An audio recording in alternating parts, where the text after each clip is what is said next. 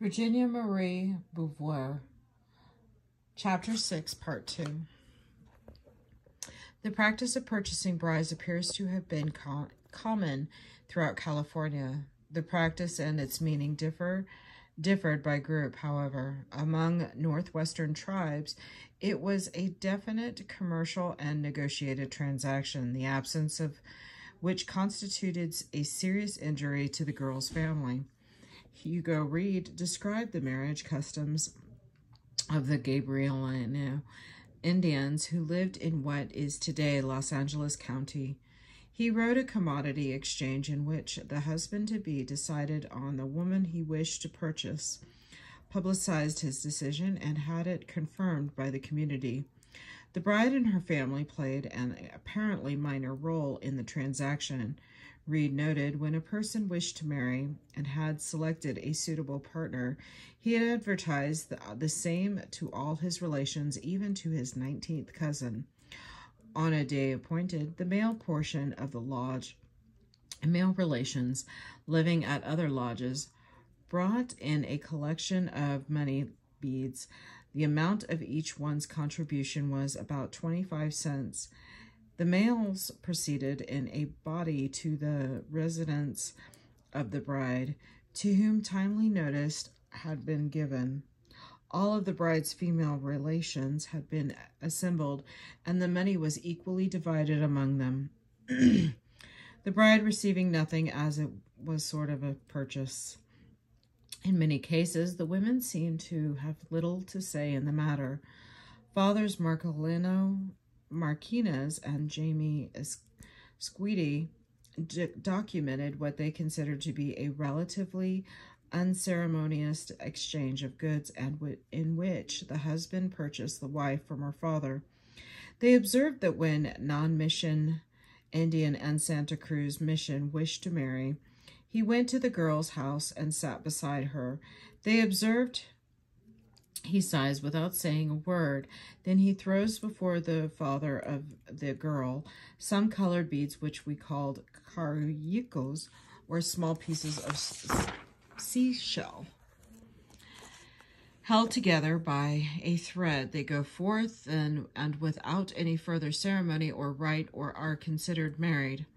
Among neophytes at the missions, the sequence of events involved in the marriage contract appears to have generally followed the same format. Fathers Esteban Tapis and Francisco Xavier Urrea recounted that the male Indian and Santa Ynez mission indicated which women he wanted to marry, and the marriage was enacted following the verified acceptability by the parents of the bride and groom and the consent of the couple. They noted when an Indian desires to get married, he presents himself to the missionary father, indicating the girl of his choice with whom he intends to live in the married state. The missionary father inquires if the proposed marriage is acceptable to the parents of both the bride and the groom. When those latter and the parents consent and no canonical impediment bars the marriage, the Indian partners then marry according to all the prescriptions of the church. Similarly, Fathers Marcelino Marquinez and Jamie Esquedo described how marriage petitions were made at the Santa Cruz mission. Their documentation serves as a reminder of the linguistic barriers that made communication between the priests and their subjects difficult.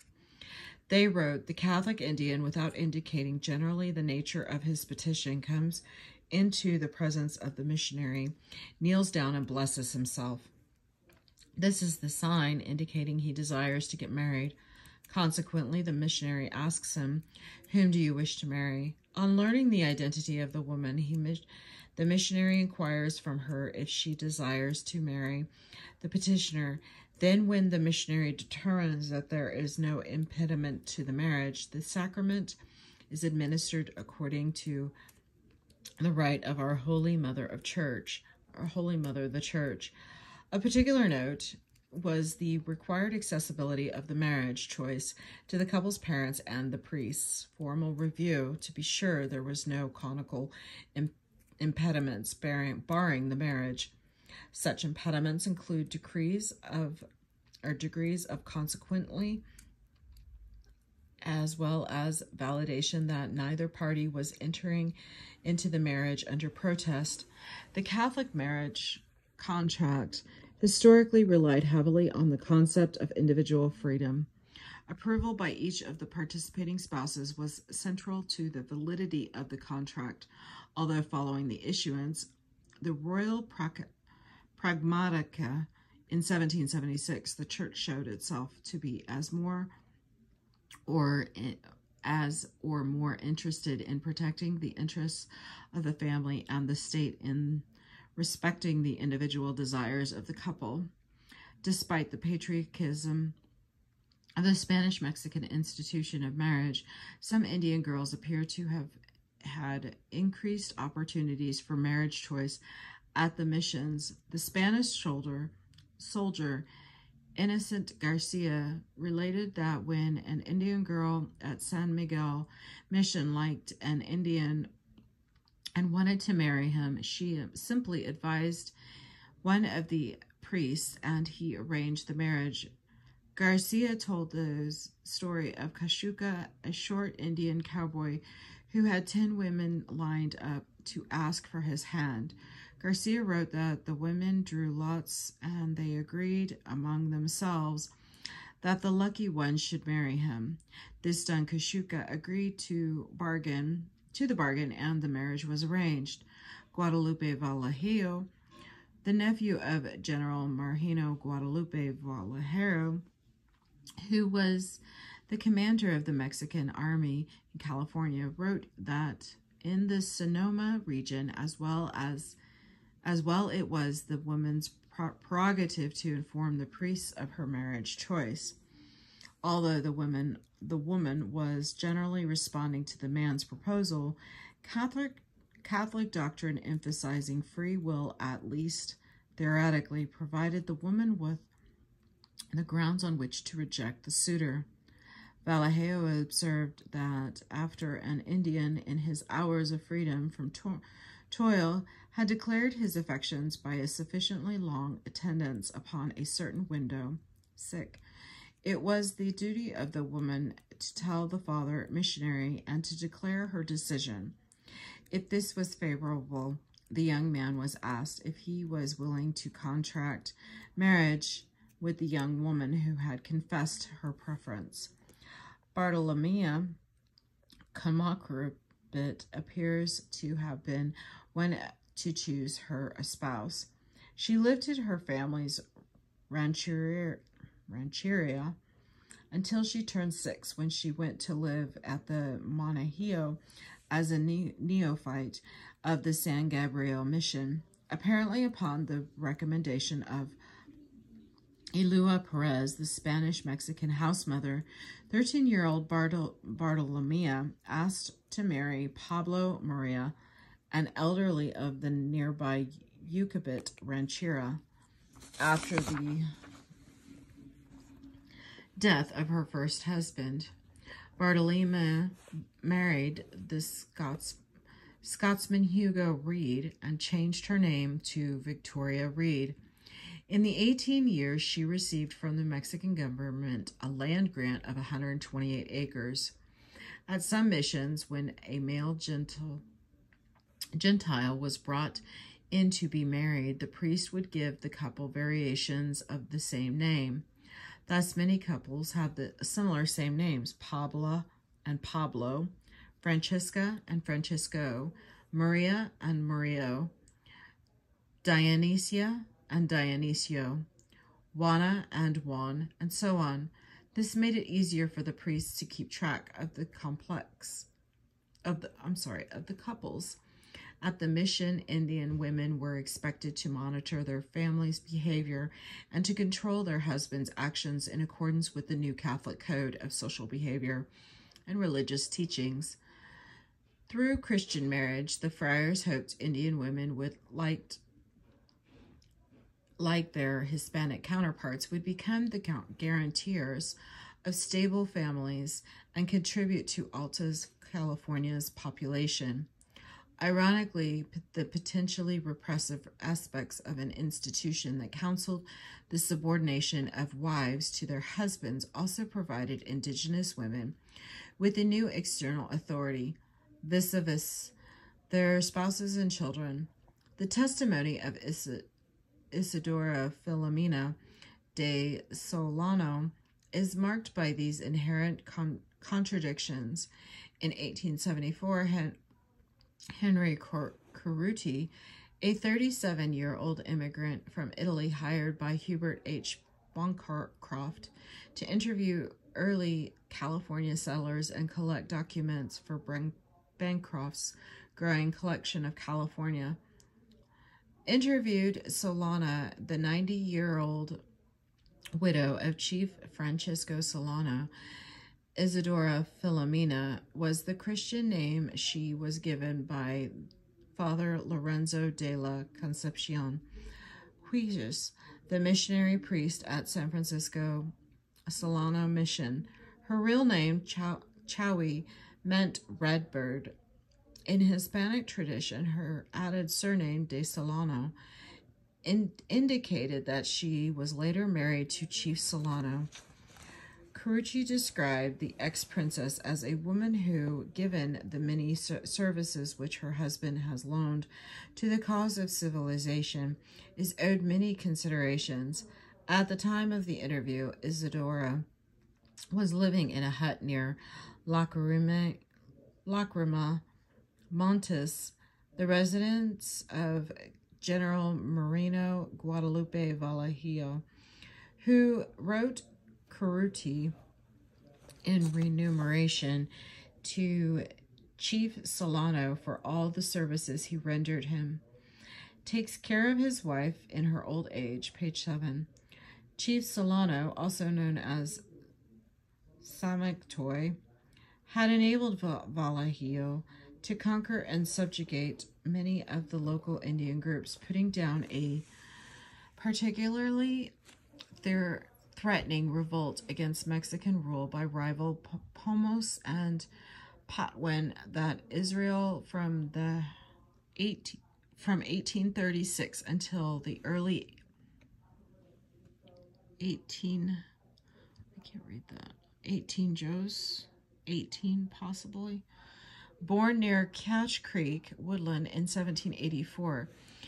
Isidora Filomena stood tall at 5 foot 8 inches, although she disclosed that she was one of the shorter women from the Chiakruptas tribe to which she belonged. Her tribe was part of the Winton Nation of the Ohlone tribes that dwelled in the area of from Monterey to the northern part of San Francisco Bay. At the time of her interview, Cerruti noted that Isidora wore women's boots on her tiny feet and had small hands. Her skin was a dark complexion, typical of her tribe, and she had a snub nose, a small mouth, and heavy white teeth. Probably aware of Christian taboos regarding polygamy, Isidora did not mention that she had been one of Solano's 11 wives, although she was the favored wife to whom he was joined in Christian marriage.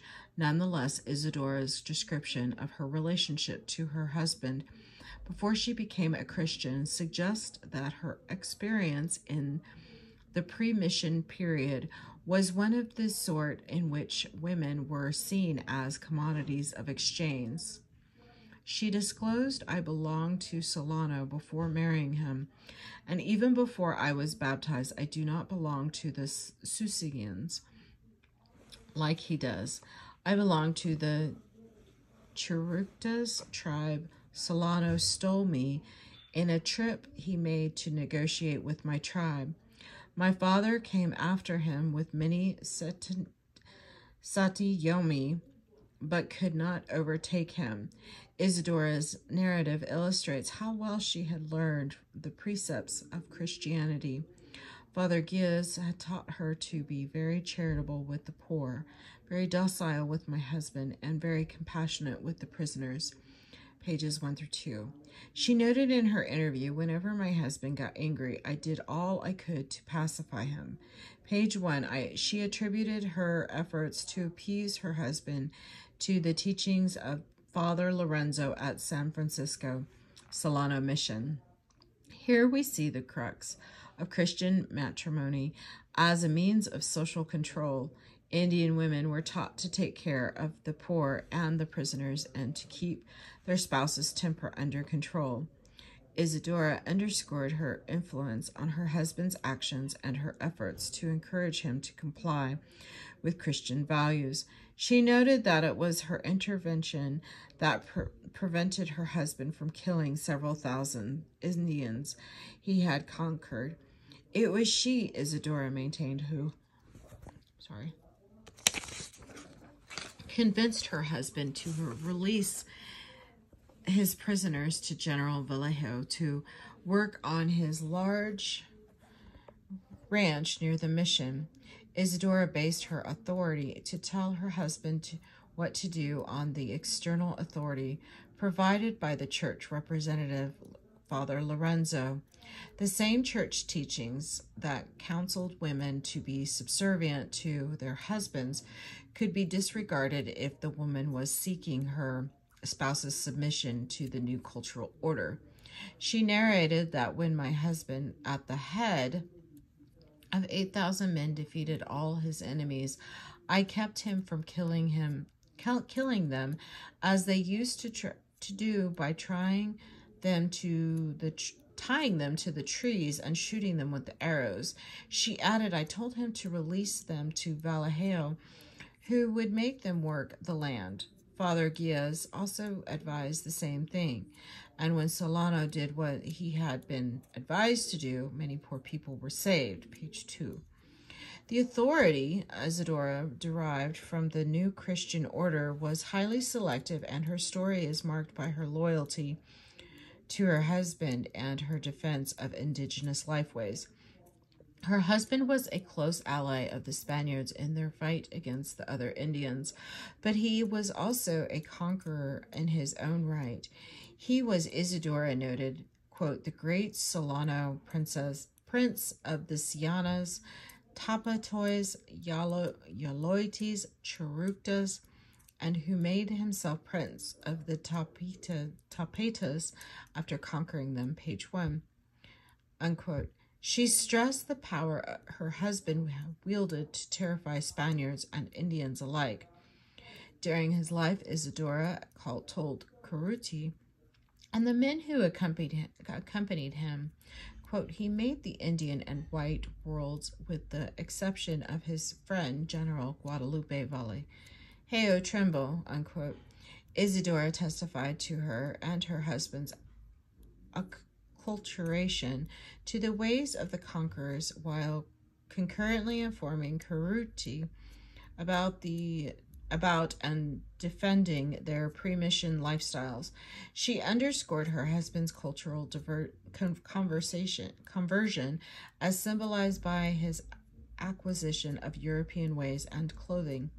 She told how Solano wore feathers on his head in the beginning, but when he was leading all of the Indians, he wore a hat and boots, dressed like the Spaniards, and carried good weapons. Page 3.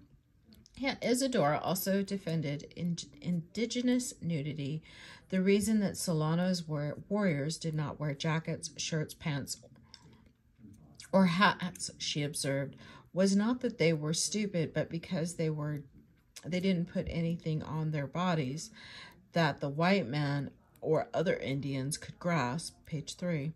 She described the Indians as healthier and happier before the coming of white men. They were better fed. They were better fed, with no knowledge of liquor. They were able to heal themselves through astrologers and herbal medicines. They lived happily in houses made of tools, and they did not need to work very hard to eat. Isurdia's affirmation of indigenous cultural values is characteristic of many Native American narrative strategies. Isidora's marriage to Chief Solano gave her the status to have her voice recorded for posterity, albeit in a distorted form. Crudy tried to undercut her critique of the new order by noting that she was intoxicated at the time of the interview. He wrote, unfortunately, if it had not been that she had allowed the vice of drink to dominate her, she could be considered a woman of great dignity, page 7, unquote. Yet it was Cerruti who brought her liquor in the first place to encourage her to speak to him. In his memoirs, Ramblings in California, Cerruti revealed that after Major Salvador Vallejo, brother of the Mariana Guadalupe Vallejo, encouraged Isidora to speak with Cerruti. Cerruti offered her a drink from a bottle of brandy, and she laid aside her fears, and began to talk. In her narrative, Isidora explicitly blamed the white man for her troubles and her drinking. I drink a lot of liquor because the white man robbed me of everything. Page 2. She continued, I am not ashamed to get drunk because this is what reason teaches me. Alcohol perhaps gave Isidora the courage to speak the truth, even as it provided Cerruti with the means of disputing its accuracy. Supplied by Cerruti, the liquor came to have an even more nefarious purpose, for he used it to persuade Isidora to sell him her wedding gown in his relation. Cerruti noted simply in a postscript that, at the request of Major Don Salvador Vallejo, Isidora had agreed to sell him her wedding dress, which consisted of a belt of shells, a string of bones that was used to wrap the top part of her body up to the neck, and a panacho, cluster of feathers, that she wore on the forehead, page 7. Cerruti observed, Isidora had many loving memories in connection with these things. At each time the strings to which the bones and shells were attached became rotten, she took new strings and retied them, and she had decided to be buried with these ornaments that she greatly esteemed, as they were presents from Solano, page 6. This is the end of chapter 6, part 2.